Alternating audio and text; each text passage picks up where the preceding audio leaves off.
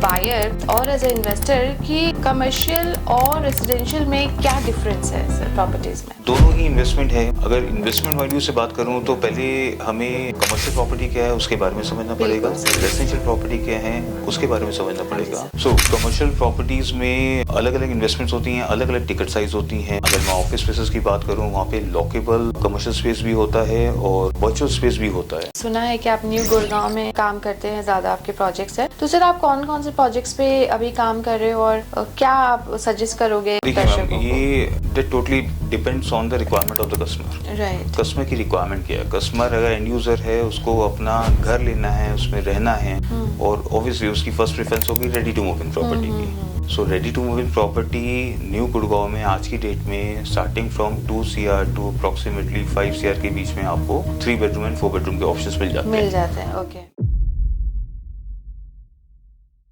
Hi everybody, welcome to property bytes again. आज हमारे साथ है mister Himanshu Manchanda realtor private limited से, जो प्रॉपर्टी एक्सपर्ट है गुड़गांव में। तो welcome to our show sir. Thank you Mili, thank you very much. तो सर हम सबसे पहले जानना चाहेंगे कि दर्शकों को भी ये बहुत ज्यादा लोग हमसे पूछते हैं एज अ बायर और एज अ इन्वेस्टर कि कमर्शियल और रेजिडेंशियल में क्या डिफरेंस है सर प्रॉपर्टीज में? दोनों ही इन्वेस्टमेंट है। अगर इन्वेस्टमेंट वैल्यू से बात करूं तो पहले हमें कमर्शियल प्रॉपर्टी क्या है उसके बारे में समझना पड़ेगा, रेजिडेंशियल प्रॉपर्टी क्या है उसके बारे में समझना पड़ेगा और दोनों की टर्म्स कंडीशंस क्या होती हैं, रिटर्न ऑन इन्वेस्टमेंट किसमें बेटर है किसमें नहीं है, वो हमें एक बार समझना पड़ेगा। सो कमर्शियल प्रॉपर्टी बेसिकली सारी चीजें डिपेंड करती है रिटर्न ऑन इन्वेस्टमेंट। जो रेंटल वैल्यू है उसके बेसिस पे डिसाइड होता है कि कॉस्ट ऑफ प्रॉपर्टी क्या है। सो कमर्शियल प्रॉपर्टीज में अलग अलग इन्वेस्टमेंट्स होती हैं, अलग अलग टिकट साइज होती हैं। अगर मैं ऑफिस स्पेसेस की बात करूं वहाँ पे लॉकेबल कमर्शियल स्पेस भी होता है और वर्चुअल स्पेस भी होता है। सर एक चीज मैं आपसे पूछना चाहूंगी, मे बी कई लोगों को डिफरेंस ही नहीं पता है कि लॉकेबल और वर्चुअल होता क्या सर, वो प्लीज थोड़ा बताइए। देखिए लॉकेबल वर्चुअल स्पेस होता है, जैसे मान लीजिए एक लेट्स से 5000 स्क्वायर फीट का कमर्शियल स्पेस है, मतलब बड़ा स्पेस है। हाँ, कोई कंपनी रेंट आउट है उसमें एंड देन उसमें मल्टीपल ओनर्स होंगे। सो 1000 स्क्वायर फीट के अगर 5 ओनर्स हैं तो वो एक वर्चुअल स्पेस है। सो ऑलेबल उसको लॉकेबल भी हो सकता है, बट अगर आपने किसी कंपनी को रेंट आउट किया हुआ है और उसमें 5 ओनर्स हैं तो वो वर्चुअल स्पेस ही सेल आउट होता है। अच्छा, मतलब एग्जैक्टली आपको पता नहीं है कि कौन सा स्पेस आपका है, बट नहीं एग्जैक्टली वो उसमें एग्जैक्टली हमें स्पेस पता होता है। ठीक है, इन फ्यूचर अगर आप उसको लॉकेबल करना चाहते हो वो लॉकेबल हो सकता है। बट लेकिन अगर आपने किसी कंपनी को, बड़ी कंपनी को अगर आपने रेंट आउट कर दिया देन उसमें मल्टीपल ओनर्स भी हो सकते हैं, 2 ओनर्स भी हो सकते हैं, 3 ओनर्स भी हो सकते हैं। उसकी प्रॉपर्ली सेल डीड भी होती है, ट्रांजैक्शन भी पर्टिकुलर एरिया की होती है और पर्टिकुलर एक लोकेशन भी पर्टिकुलर एरिया डिफाइन होती है। ये है कमर्शियल में। एंड देन कमर्शियल की लीजिंग टर्म्स है, आपको बताऊं तो जब कोई प्रॉपर्टी रेंट आउट होती है तो उसमें लीजिंग टर्म्स कंडीशन बिल्कुल डिफरेंट होते हैं रेजिडेंशियल प्रॉपर्टी से। और जो नॉर्मली अगर मैं गुड़गांव जैसी लोकेशन में बात करूं तो मिनिमम लीजिंग टर्म्स आपका 3+3+3 ईयर्स के होते हैं, मिनिमम 9 ईयर्स की आपकी 3 इयर्स का मिनिमम लीज। हाँ जी, 3+3+3 के होते हैं, जिसमें 3 साल का एटलीस्ट लॉक इन पीरियड होता है। और रेंट एस्केलेशन की बात करूं तो जो standard as per market Gurgaon है वहाँ पे 15% का आपका एस्केलेशन होता है आफ्टर एवरी 3 इयर्स। सो यही चीज़ अगर हम रेजिडेंशियल में बात करें, जो मोर देन 80% जो लीजिंग हमारी एग्रीमेंट साइन होते हैं वो हम 11 मंथ्स का करते हैं। या तो फिर कोई प्रॉपर्टी प्रीमियम लोकेशन पे है जिसका रेंटल हाई है, सो उस केस में आपको रजिस्टर्ड लीज मिलती हैं और जो मिनिमम 3 साल की होती हैं उसमें लॉकिंग पीरियड भी एटलीस्ट 1 ईयर का होता है। और जो 11 मंथ्स वाली जो लीज साइन होती है उसमें 6 महीने का लॉकिंग पीरियड होता है। सो ये चीज है। बाकी जहाँ तक बात रही इन्वेस्टमेंट कौन सा बेटर है, रेजिडेंशियल बेटर है या कमर्शियल बेटर है, वो डिपेंड करता है कि बायर की रिक्वायरमेंट क्या है। आज की डेट में अगर मैं फर्स्ट टाइम कोई इन्वेस्ट कर रहा है और बोलता है कि मुझे कमर्शियल प्रॉपर्टी चाहिए, सो मैं उनको सजेस्ट नहीं करता हूँ कि वो कमर्शियल प्रॉपर्टी में इन्वेस्ट मतलब जो फर्स्ट टाइम और मे बी जिसके पास ज्यादा फंड्स कम है उनको आप नहीं सजेस्ट करोगे? देखिए कमर्शियल बायर जो होता है उसकी फाइनेंशियल प्लानिंग क्या है, ऑलरेडी उनके पास रेजिडेंशियल के लिए अपना घर है और वो ऑलरेडी उसमें रहते हैं। सेकंड इनकम जनरेट करने के लिए कमर्शियल प्रॉपर्टी का प्लान कर सकते हो। अगर इन्वेस्टमेंट के हिसाब से, मेरे हिसाब से अभी भी जो इनिशियल इन्वेस्टमेंट का कुछ प्लान कर रहे हैं तो उनके लिए रेजिडेंशियल प्रॉपर्टी में इन्वेस्टमेंट बेटर है। कैपिटल एप्रिसिएशन की बात करूं तो कैपिटल एप्रिसिएशन दोनों में ही अच्छे होते हैं। कमर्शियल की बात करूँ, ऐसी कमर्शियल जो एक अच्छी लोकेशन में लोकेटेड है, कनेक्टिविटी अच्छी है, ट्रांसपोर्टेशन अच्छा है, मेट्रो के पास है, एंड ऑक्यूपेंसी उस पर्टिकुलर कमर्शियल बिल्डिंग में अच्छी है, तो वहाँ पे अच्छी पॉसिबिलिटीज ये है कि आपको रेंटल वैल्यू भी ज्यादा मिलता है, एंड वहाँ पे आपकी कैपिटल एप्रिसिएशन भी होता है। तो दोनों फायदे हैं। एग्जैक्टली। तो कमर्शियल प्रॉपर्टीज लाइक कि रेंटल इंक्रीज होगा तो automatically cost of property increase होगी। तो उसको हम कैपिटल एप्रिसिएशन बोलते हैं। अच्छा।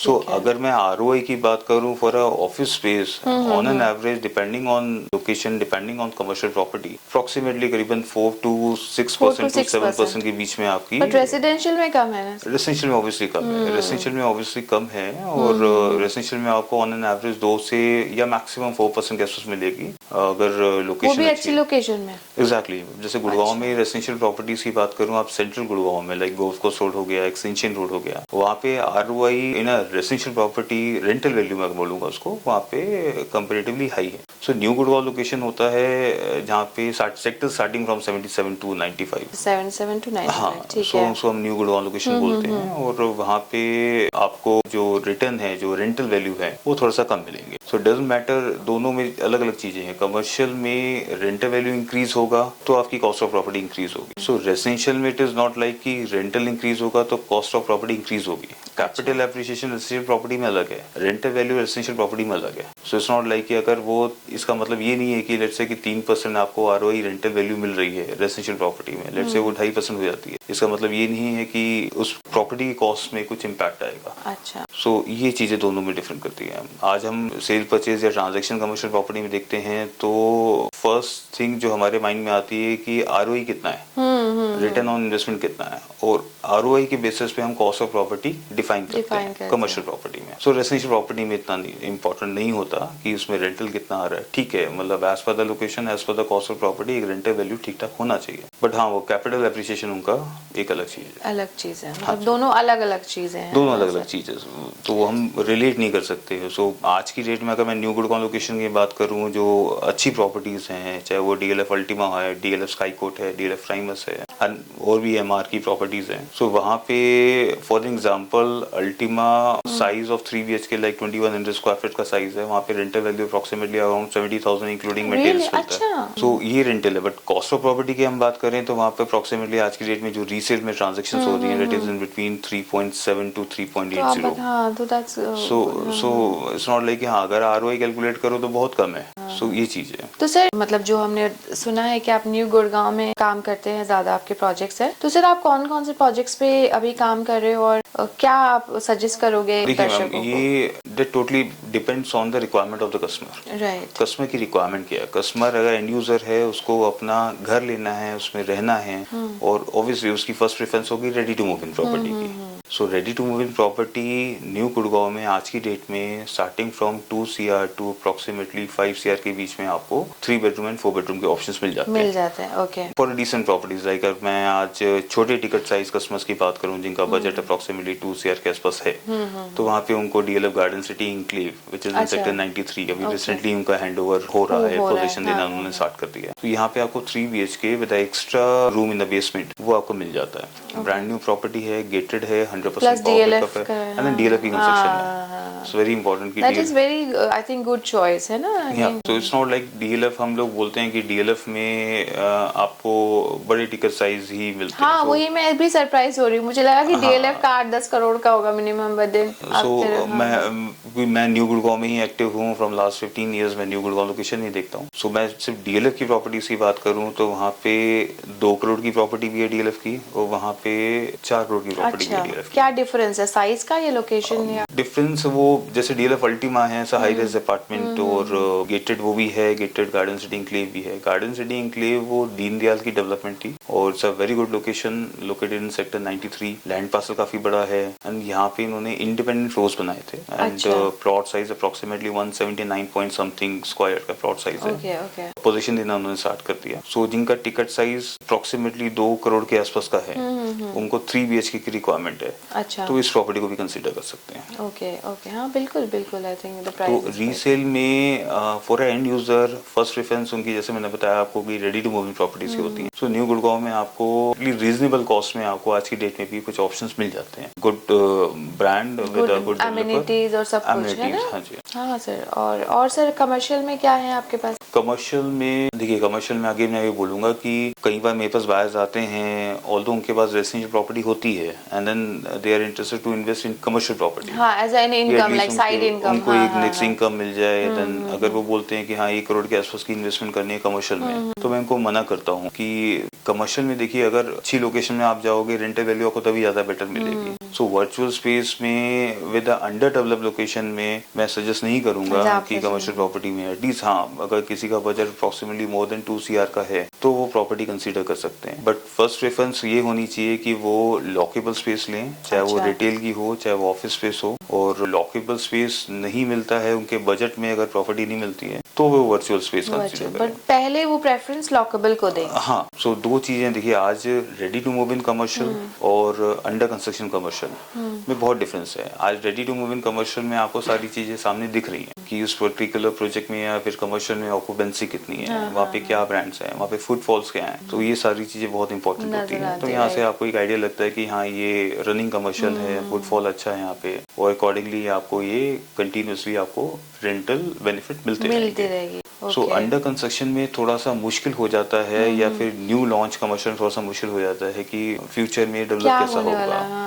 नहीं, ऑल्दो वैसे न्यू गुड़गांव लोकेशन में भी कुछ कमर्शियल्स हैं जो रेडी टू मूव इन हैं, ऑक्यूपेंसी बहुत अच्छी है। लाइक आमिया ग्रुप को सेक्टर 83 की बात करूँ या सेक्टर 90 की बात करूँ, या आयरिस ब्रॉडवे है त्रिहान ग्रुप का, वो हाईली ऑक्यूपाइड है, सारे ब्रांड्स हैं उसमें और फुटफॉल अच्छा है, तो बेटर इन्वेस्टमेंट है वो भी। तो सर जैसे अगर टिकट साइज आपने ये बोला से 2 से 4, तो अगर हम लोग न्यू गुड़गांव में बजट अगर अच्छा है तो उसमें क्या क्या ऑप्शंस है? देखिए, न्यू गुड़गांव में अब जैसे मैं आपको बताया था कि एंड यूजर की रिक्वायरमेंट फर्स्ट प्रेफरेंस उनका ready to move in property का होता है। बट अगेन हर किसी के पास रेडी टू मूव इन में लाइक पूरी उनकी 100% क्योंकि एक बार में देना पड़ता है। हाँ, फर्स्ट टाइम उनको पूरा कंप्लीट इन्वेस्टमेंट करना होता है। But again I would suggest कि अगर कोई एंड यूजर भी है तो वो भी अंडर कंस्ट्रक्शन प्रॉपर्टी देख सकते हैं। आइदर वो रीसेल में जाएं या फ्रेश लॉन्च में कुछ बेटर ऑप्शंस आ रहे हैं तो उन प्रॉपर्टीज को भी कंसीडर कर सकते हैं। तो जैसे मैं न्यू गुड़गांव लोकेशन की बात करूं तो सेक्टर 77 टू सेक्टर 80 जो SPR रोड की extreme on your left side NH8 पे आता है, तो वहाँ पे काफी अच्छी लॉन्चिंग्स हैं। कुछ प्रॉपर्टीज ऑलरेडी डिलीवर्ड हो चुकी हैं और कुछ अभी लॉन्च हुई है वहाँ पे। सो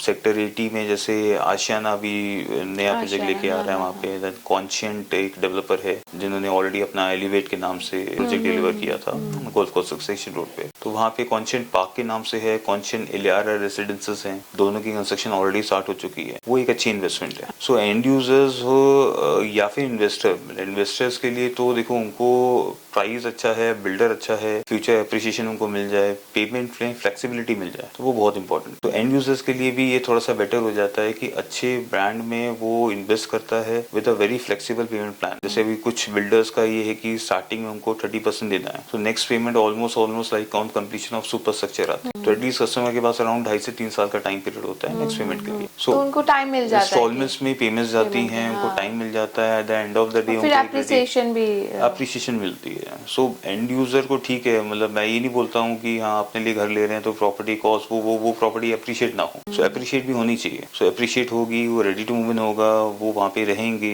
एक टाइम के बाद उनका भी मन करेगा कि हाँ किसी दूसरी प्रॉपर्टी में या उनको अपग्रेड करना है, तो एटलीस्ट वो प्रॉपर्टी भी उनको एग्जिट करनी है तो एक अच्छे प्राइस पे एग्जिट हो जाए ना, दूसरी प्रॉपर्टी वो प्लान कर सके। तो सर आप क्या सजेस्ट करते हो कि कितने दिनों में वो सोचे, अगर उनको फंड की जरूरत पड़े तो एग्जिट प्लान क्या होनी चाहिए, कि पॉसिबिलिटी क्या है अंडर कंस्ट्रक्शन की, एग्जिट हो सकते हैं इजीली? नहीं, एग्जिट तो देखिए मैम, गुड़गांव इज लाइक, अगर मैं पिछले 25 साल का अगर मैं रिकॉर्ड देखूं तो ठीक है, मार्केट में थोड़ी बहुत स्टेबिलिटी आती है, ठीक है। प्राइस तो अभी ऐसा कुछ नहीं हुआ कि हाँ मैं ये मान सकता हूँ कि पिछले करीबन 3-4 साल में प्राइसेस कंटिन्यूसली अच्छे खासे इंक्रीज हुए हैं। तो इसका मतलब ये नहीं है कि मैं मार्केट में मतलब ये मैं कोई नेगेटिव हो गया या प्राइस इंक्रीज होने के चांसेस नहीं है। थोड़ा सा वेट करना पड़ेगा। अगर इन्वेस्टर्स भी हैं तो उनको अपना माइंडसेट ये रखना पड़ेगा कि इट्स नॉट लाइक कि 20-30% देने के के बाद उनको एग्जिट करना है, then वो प्राइस अप्रिशिएट हो जाता है, तो ऐसे नहीं वो होता। चीज़ अब थोड़ा सा डिफिकल्ट है। डिफिकल्ट है। बट हाँ, अच्छी प्रॉपर्टी में इन्वेस्टमेंट करना, देन लॉन्ग टर्म रिटेन करना, उनको बेनिफिट मिलेगा। मतलब आप ये माइंडसेट बना के रखो कि लॉन्ग टर्म, हाँ, ये लॉन्ग नहीं टर्म कि 20-30% देके। बिल्कुल बिल्कुल, मैं तो देखिए यही बोलूंगा कि इन्वेस्टमेंट आप करो, प्रॉपर्टी से अच्छी इन्वेस्टमेंट एग्जैक्टली कुछ है ही नहीं। एक कहावत है कि the best investment on earth is earth. हाँ, सो ट्रू। प्रॉपर्टी से अच्छी इन्वेस्टमेंट नहीं है, इन्वेस्टमेंट नहीं है, बट हाँ। थोड़ा सा बीच में मार्केट में कभी स्टेबिलिटी थोड़ी बहुत आ सकती है, बट इट्स नॉट लाइक कि प्राइस कभी डाउनफॉल नहीं होता है, प्राइस कभी नीचे नहीं जाते, प्रॉपर्टी के प्राइस कंटिन्यूसली इंक्रीज ही होते हैं। हाँ।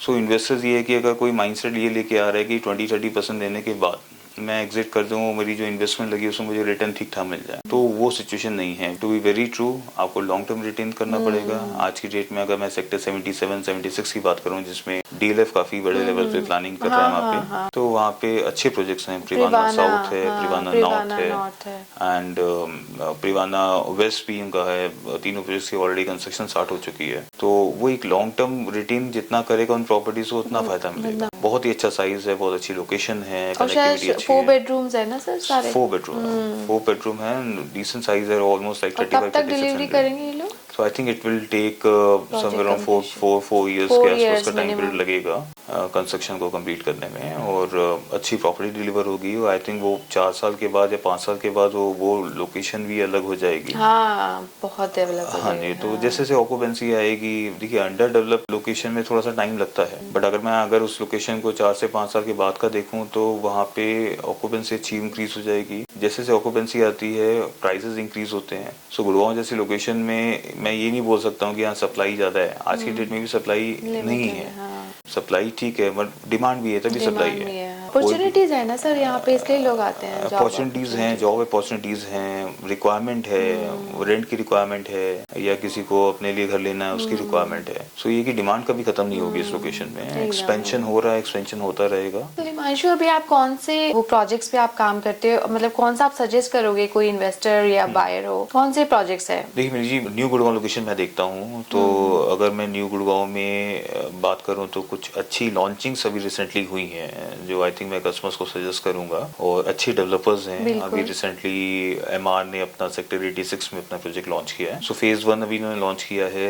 साइज भी बेस्ट पार्ट है कि साइज भी उन्होंने ठीक रखा है, 1700 समथिंग से स्टार्टिंग साइज है। 3 बेडरूम एंड 2 टॉयलेट, एंड फिर से बड़े साइजेस भी हैं। सो पेमेंट प्लान भी उनका फ्लेक्सिबल है। इनिशियली उनका 30% फिक्स है, नेक्स्ट पेमेंट आपको almost like within 18 months जाएगी from the date of allotment. तो ये एक बेटर ऑप्शन है किसी अच्छे ब्रांड के साथ जाना है। लोकेशन अगर मैं 86 की बात कर रहा हूँ तो सराउंडिंग डेवलपमेंट ऑलरेडी हो चुकी है। प्रोजेक्ट्स की बात करूँ तो ready to move in DLF Ultima उसके नियरेस्ट में है, देन बेस्टेक ग्रैंड स्पा है, वो भी ready to move in property है। माइक्रोटेक ग्रीनबर्ग है उसके बिल्कुल जस्ट नेक्स्ट। तो लोकेशन ऐसी है कि जिसके सराउंडिंग में ऑलरेडी लोग रह रहे हैं, आबादी है वहाँ पे। Exactly, ready to move in property है, और well connected on main 60 metre wide road से कनेक्टेड है। Okay. Best part new Gurgaon का ये भी है कि वो एक ऐसी लोकेशन हो गई जहाँ से आप हर जगह से कनेक्टेड है। सो अगर आपको टूवर्ड्स दिल्ली जाना है तो द्वारका एक्सप्रेसवे है, वहाँ से आपको कनेक्टिविटी अच्छी मिलती है न्यू गुड़गांव की। एनएच से आप ऑलरेडी कनेक्टेड हो। सो टूवर्ड्स आपको सोना रोड या फिर एक्सटेंशन रोड जाना है, वहाँ से भी आपको एसपीआर रोड से कनेक्टिविटी मिलती है। केएमपी रोड वहाँ से भी पास पड़ता है। सो आज न्यू गुड़गांव लोकेशन ऑलमोस्ट चारों तरफ से वेल कनेक्टेड है। सो ये बेस्ट पार्ट है न्यू गुड़गांव का।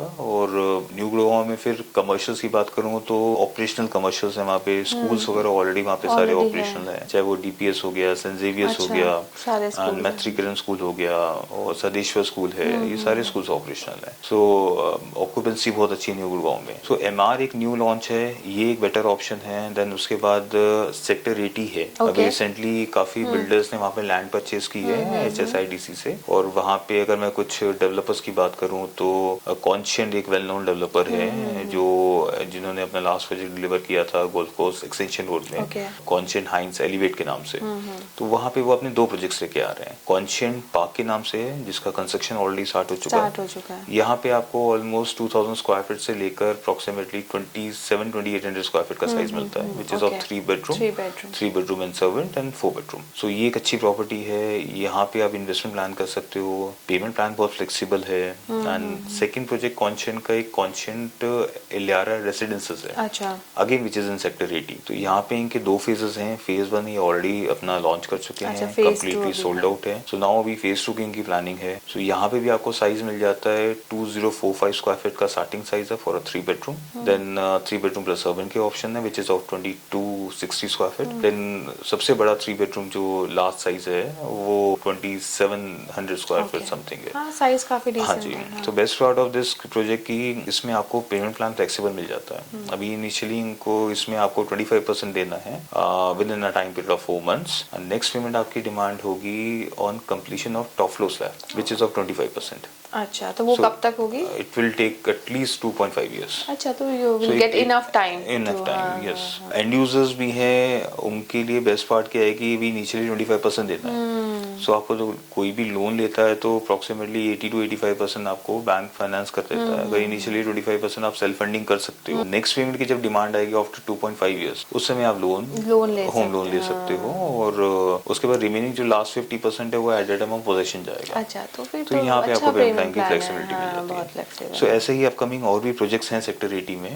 और वहाँ पे वैसे तो अंडर कंस्ट्रक्शन आप M3M कोलफील्ड्स है जो अभी अंडर कंस्ट्रक्शन है, M3M इंटालियाज है ये भी अभी अंडर कंस्ट्रक्शन है। कुछ ready to move in properties हैं लाइक बेस्टे कल्टोरा है, मैप्सको माउंट विले है, गोदरेज 101 है, गोदरेज आर्या है, ये properties ready to move in है। एक टाइम के बाद वहाँ पे डेवलपमेंट अच्छी हो जाएगी, ऑक्यूपेंसी अच्छी आ जाएगी, तो ये 2 प्रोजेक्ट्स जो है न्यू लॉन्च में, इन प्रॉपर्टीज को हम कंसिडर कर सकते हैं। और कमर्शियल में भी कुछ आप कर रहे हो वहाँ पे? कमर्शियल में although I am taking care of residential properties on, so मैं थोड़ा रेजिडेंशियल के बारे में ज़्यादा बात रेजिडेंशियल के बारे में करूंगा। कमर्शियल में अगेन मैं यही बोलूंगा, थोड़ा सा बजट ठीक है तो ही और आप ऑलरेडी जाओ। आपने आपके ऑलरेडी रेजिडेंशियल प्रॉपर्टीज हैं, सेकंड या थर्ड इन्वेस्टमेंट प्लान कर रहे हो to just to generate extra then income, only and go for then this उसके बाद अगेन फिर लॉकेबल। मैं लॉकेबल प्रॉपर्टी ही बोलूंगा कि आप परचेज करो। बिल्कुल।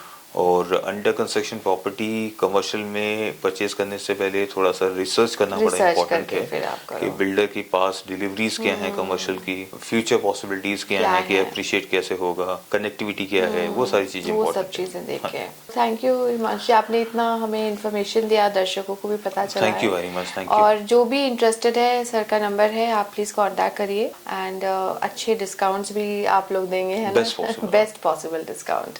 Thank you for coming. Thank you ma'am, thank you very much.